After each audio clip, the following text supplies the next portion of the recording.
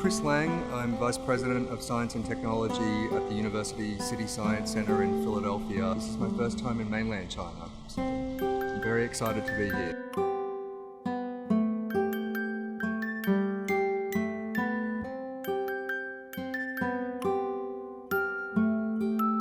My first impression is that there is a lot of growth going on here.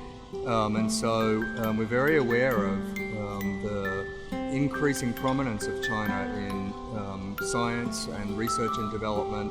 My program is all about looking at innovation, particularly at universities, and how universities and companies are working together to create more innovation here in China. I did a trip that included 3 very different cities between Beijing and now Shanghai. Started in Xi'an. I took a bullet train. I got some great perspectives on this. Firstly, the next 5-year plan was announced during the period that we were traveling, and so we got a great opportunity to see how science and technology and innovation were being emphasized in that plan.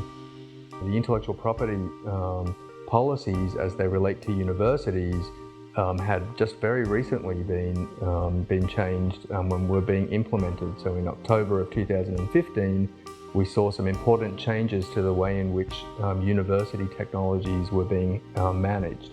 So it was a great opportunity to talk to a number of people about how these changes were influencing the way in which universities are encouraging their faculty members to work with companies and to commercialize their technologies.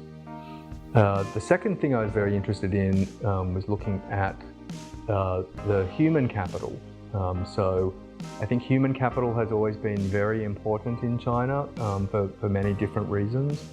I think very recently the emphasis on human capital has been on how to encourage more high-level innovative work, and there are a number of programs that have been running for many years. I think most of the cities that I went to had a greater degree of development perhaps than I was even expecting.